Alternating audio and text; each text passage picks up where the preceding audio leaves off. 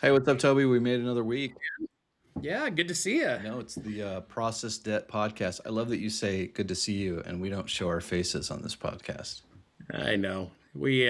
As a man with a face for radio, this is the next best option. we So, you, however, it's good to see you, maybe sir. maybe in 2027 that will be on our goals That's to right. have like video podcasts. Oh I mean, man. next We'll level.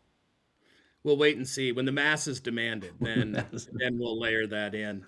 that's awesome. Now, we've talked a lot recently about AI and how Yeah. does it show up, Yep. and also just about kind of the adoption cycle. Yep. And as you know, and probably some of our listeners, I have done a fair amount of work in the realm of organizational change Yep. management, which is just as we're evolving as organizations or Yep. unrolling projects and changing how people work. How do we make sure that we don't lose people along the way? Yeah. That's the simplest way I would describe it. Yeah. And so, how do we educate them? How do we enroll them? Yep. And how do we help them get comfortable in this new world? Yeah. And for all the discussion around AI, we talked about the booms and busts of big infrastructure plays and how AI has that cycle. But I was thinking recently about the adoption cycle of these things. Oh yeah. And so, um, I graduated in the late 80s. And so my first year at college was really the first time that I had to use a IBM versus Apple. That Oh. was the simple divide. But I had to use a PC compatible machine. And so I'm Oh. putting giant floppy disks in, and I don't have a mouse. So I Yeah. have to use F keys to navigate. And I gave approximately zero shits about that because I'd used Apple devices in high school, and as a writer, I was very fluent and familiar with the Apple world. But what's interesting is, in our careers, we've had to learn how to retool from typewriters Yep. to computers, Yep. and from compiled software to or excuse me, not compiled, but from media-driven Yeah. software to SaaS software. Yeah. Yeah. And now this latest round of AI is just another form of adoption. Yep. And what strikes me is that it feels like it's shown up everywhere all at once. Yeah. We were talking recently about it's in my Yeah. Cheerios, Yeah. it's in my underwear drawer. How do I get away from AI? It's in the shower. But I came across one of the groups that does a lot of thought leadership and has a framework for organizational change management. Yeah. It's a Yeah. group called Prosci, and What was a that? guy What named was the name again? One more time. it's called Prosci, Prosci. Okay. And in the US, it's probably one of the more prevalent theories Yep. in terms of like how do we take teams through a change process? Mhm. And what's weird is that nobody is rolling out AI, or I should say very few organizations are rolling it out. AI is just showing up everywhere. Yeah. And people are fiddling with it at home, and it's now in our search engines. And so Yeah. um, uh, a guy over at ProSci, a guy named Tim Creasy, was playing with a little AI created game, Yeah. is my wager, but it was presenting scenarios. And what I really liked, and this is the heart of it, is that it's been hard to get our hands around where should it stop? What are the boundaries? Mhm. Is AI going to do everything? Yeah. Yeah. Yeah. Yeah. Um, but the simple game that he had constructed was this idea of there are kind of three directions that any given scenario would take. Yeah. Yeah. For a given scenario, is this something that I should do on my own, Mhm. that I should do aided by technology, in this case AI, Mhm. or is it a candidate to be purely technology centric, Yeah. and whether it's automated or Yep. managed, Yep. whatever the case. But I was thinking about what an interesting distinction that is. And while it's come up in this era of AI, it's been true for our entire careers. Yeah. Yeah. You know, you and I talk a lot about can versus should, Yeah. right? Yeah. Well, what's interesting about that is it provides some really good gates. And Right. and It what I really mean by does. that is, we do implementations all day, every day. And most people believe that the technology should do everything that they want it to, Mm. regardless if they understand what the technology's constraints are, right? Regardless of whether that thought is coming from a new paradigm or the old paradigm or the bad processes that they came from. And so Yeah. you end up with people just wanting the technology to do all their work. It's really fascinating. We hear this in the news, right? Yeah. Companies laying off 10, 20, 30% of their workforce, imagining that AI will replace those workers. Yeah. And yet, I don't, at least in my personal life, I'm not observing the case where AI is doing such a large amount of independent work. That's just, I'm not in that world. Yeah. And so it's hard for me to imagine it running at that velocity. I don't know if you've encountered somebody, in one of your client engagements that has a significant amount of AI doing all their lifting, but right now it still feels like yet a new technology that augments the tasks that people are doing. Yeah, I mean, I've not seen that. Like I saw a meme on Instagram that said, hey, you're working a lot. We're working a lot faster. That's great. And um, are you working less? And the Yeah. answer was always no. I mean, honest to God, when we talked recently about filing cabinets, and it Yeah. made me think about general ledgers or physical Oh, ledgers locked yeah. in a cabinet. Yep.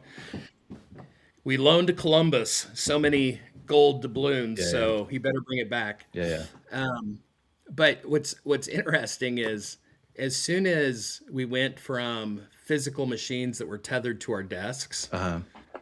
to laptops and then to mobile devices, it feels like our workload is just spiked. It just Yeah. Yeah. follows us everywhere. Yeah. Well, And so that's the interesting thing is like, AI makes me significantly more productive. Like I was on a call earlier and I was like, hey, well, we can actually pull this from an API, but it's going to require me getting a Google script. And, going back even as little as maybe a year ago, that would mhm, have required me to go to Stack Overflow, head into a code base that I didn't understand, write some code, figure out that I was doing it wrong, not and basically just give up at some point because the ability for me to put the pieces together in a code language that I didn't understand was yeah, impossible. And now I just like, hey, I need this. And it's like, try this. And you're like, well, it worked. Like isn't that crazy? it's nuts. Like and yet that doesn't mean that that one piece of work that I did, it probably took me an hour. It would have taken me 10 hours plus a Yeah, year ago. But did I just not go do anything for 9 hours? No. like yeah. like Well, Chris, what's interesting, if we go back to that paradigm that I started with, yeah, and it's what can I uniquely do? yeah, What do I do with technology? And then what does technology do without my intervention? yep, And I'm generalizing it, but it yep, was designed around AI. But those are yeah, yeah, it feels like this idea of what do I do with technology has only taken a big jump. Like there's still things that I exclusively do that I did without my yep, computer, I did without software. And a yep, lot of that is soft skills stuff. yeah, yeah, Right? And we try to shove email in the way or we try to introduce Slack, but there's some conversations that are either too sensitive or too yep, complex yep, to like send telegraph Morse code back and forth through Slack. yeah, yeah. And we're not ready to turn it into because we've had robotic process automation. RPA has been around for at Oh, least a for a decade, long time. right? Yeah, And depending on the industry, further back still. yeah, But but we're not turning everything over to fully automated yet. yeah, yeah, And so, from an adoption lens, what I think is interesting is that um, there's people that have a need and they think, well, this could be. Is this an application? That's what I hear you saying a lot. yeah, Can I do this, or do I have to go grind through Stack Overflow for this Google API? yeah, Could I? You and I were recently even talking about the podcast. yeah, Why would anybody listen to us? yeah. Who would we ask? And it's really interesting Yeah. because unlike search where it's looking really broadly Hmm. and it's bringing back super literal results, Yeah. AI is trying to contextualize the question as how it feels. Yeah. And it's because of The the way LLM works, the I'm assuming. interesting thing is one-off tasks the the lower bar has gotten raised so high with AI, right? So this Mm, this is this is where I would go with the distinction. To yeah, do a one-off task by myself based on when I know the requirements and I know exactly what needs to be done, yeah, my capacity is just greatly expanded with technology, right? Um, and there's a paradox there in which when you're doing it with other people or you're doing it in a context that you don't understand, i.e. doing an implementation like we do, true, where it's yeah, like you understand your business but you don't understand the new tool, yeah, that's where the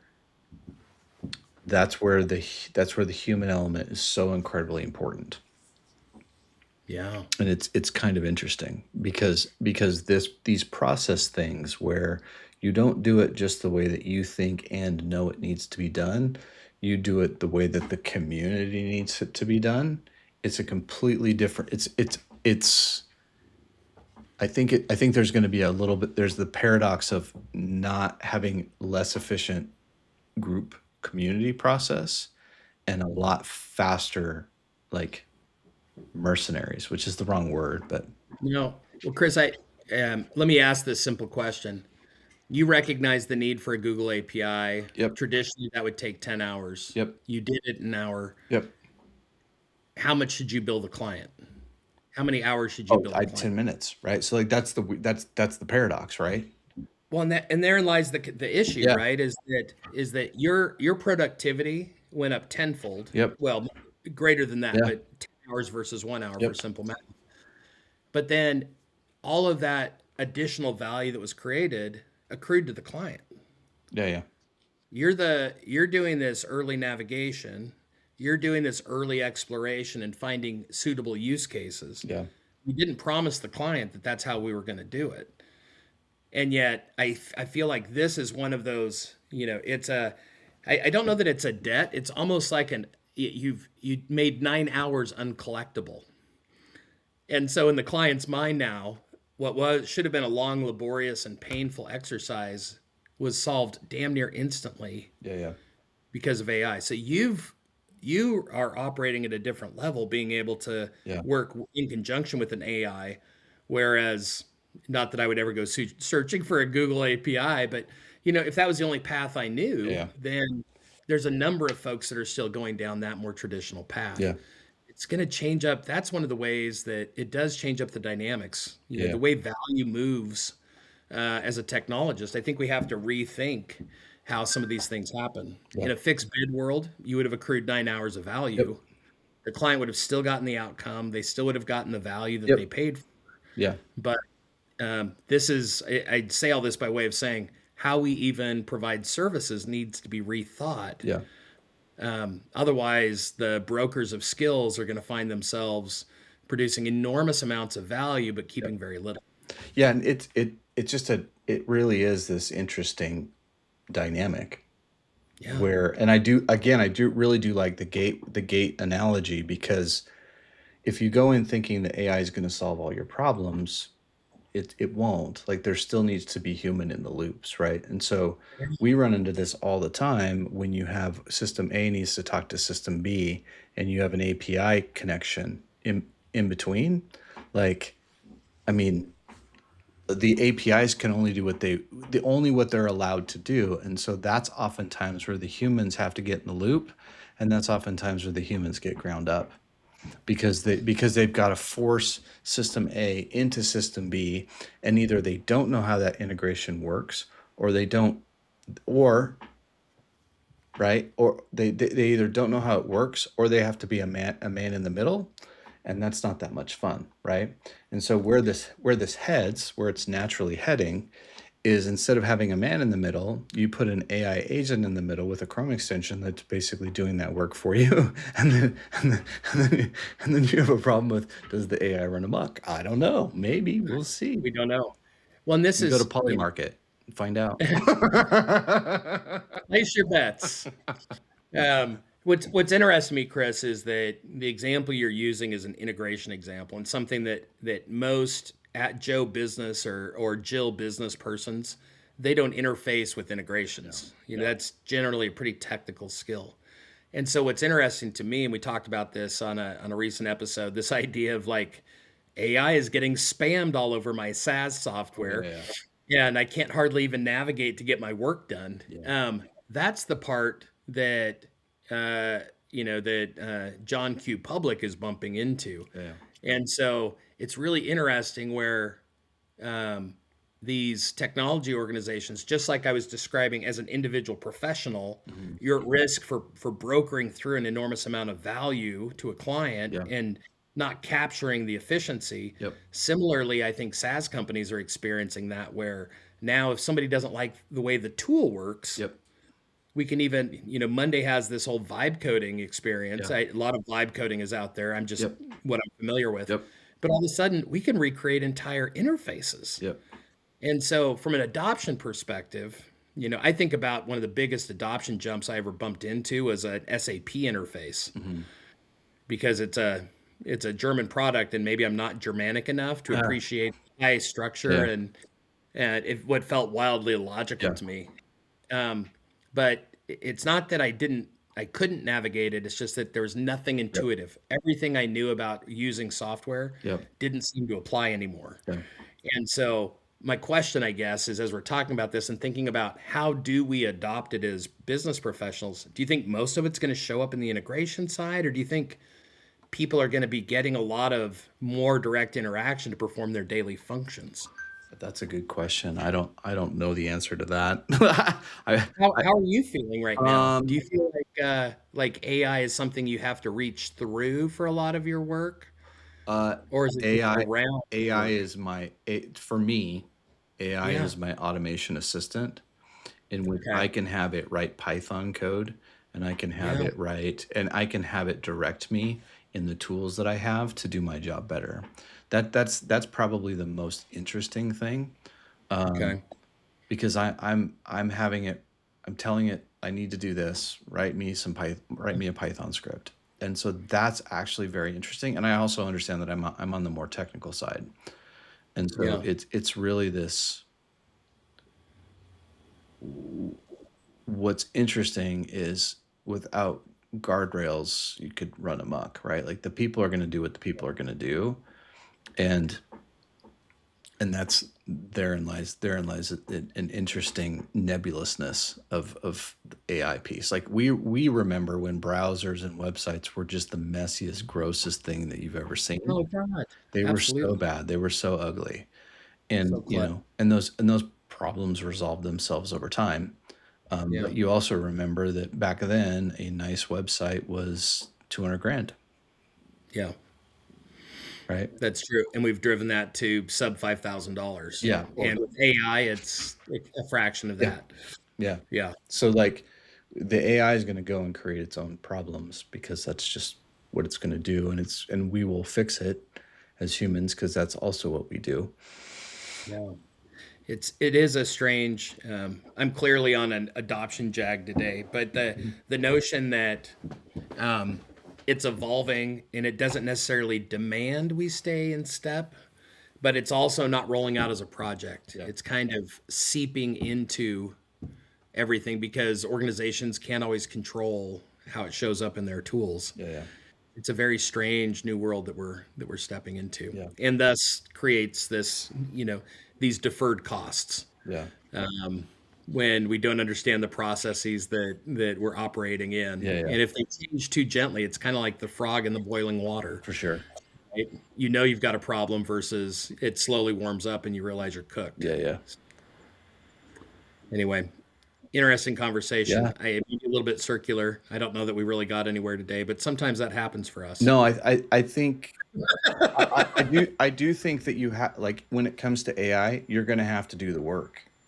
Like that's Yeah, key. You're going to have to work. You're going to have to leverage the technology based on whatever you're allowed to do, yeah, and you're probably interesting. going to make a mess, and all of that's okay. It's interesting. So Yep. tolerant of some messes. Yep. Maybe that really does take us back to like smaller experiments, Yep. Yep. safer experiments, Yep. not in our banking software. And then also hopefully you work at a place that has psychological safety. Otherwise you're toast. That's a great call out. Yep. Yeah. Cool, man. Good stuff. All right. Catch Thank you you, next sir. week. All right, it's a Ah. deal. See ya.